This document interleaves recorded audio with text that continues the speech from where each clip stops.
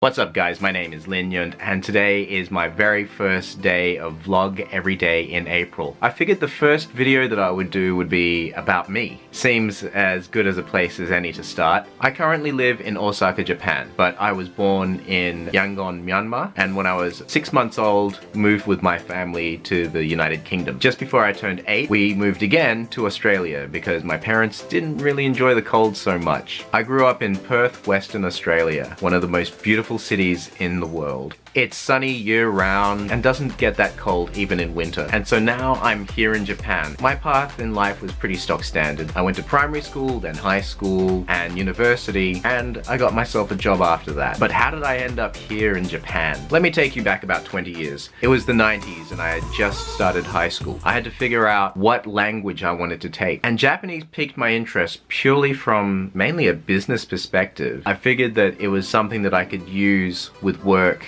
and as a career. Being bilingual in English and Japanese would be a fantastic career move for me. So I thought methodically about that. And so I started learning Japanese in high school. And then I found that I just really enjoyed the language. The thing I quite like about Japanese is the fact that it's a phonetic language. The sounds are very easy to emulate, like a, I, u, e, or ka, ki, ku, ke, ko. The ability to speak Japanese I found a lot easier than, say, French or Chinese, where you've got to have a very strong pronunciation. I had a keen interest in coming to Japan, but I was never a weeaboo. Weeaboo, noun.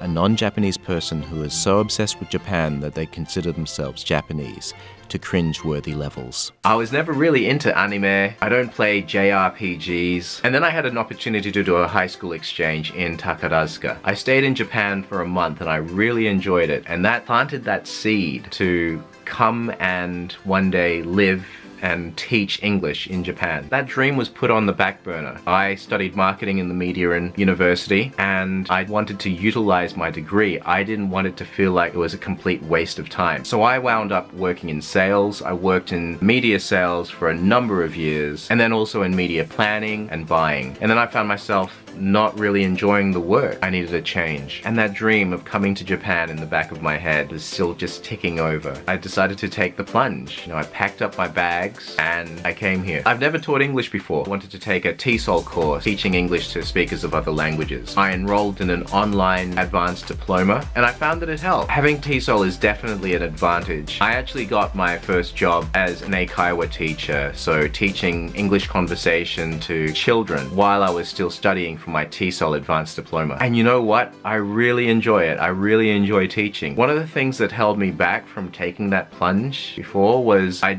never really saw teaching English overseas as a permanent career. So it was something that I felt was maybe just a sidetrack to my path in life, which I still haven't quite figured out. But now that I'm here and I'm teaching English, I'm really enjoying it. I'm pretty good at it. I enjoy seeing children's reactions to English and how fun they can find it if you make it fun. So here are a few other things about me. I absolutely love food. It's one of my real passions. I'm a foodie, I love to cook, I love to eat. My favorite Japanese food I've mentioned before is tonkotsu ramen. I don't have time to play games really anymore, but I've got a Nintendo Switch, PS4, PS3, Xbox 360 and PC. I love playing tennis and snowboarding and playing basketball. I'm not very good at any of those, but it's still a lot of fun. I love the cultural and historical aspects of Japan. Eating the food, going to festivals is one of my very favorite things to do here. Going and seeing the cherry blossoms, the sakura blooming. The fact that I can just get on a train and go to Kyoto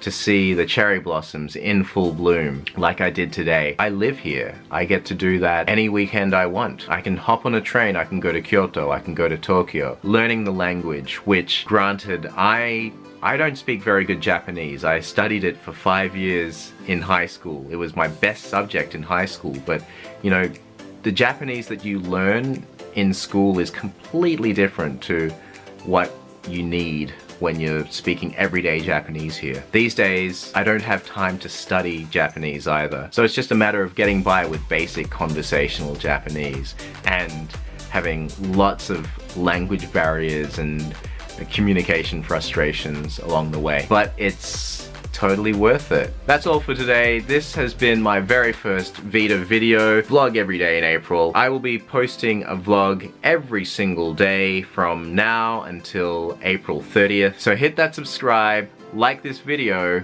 and I'll catch you tomorrow. See ya.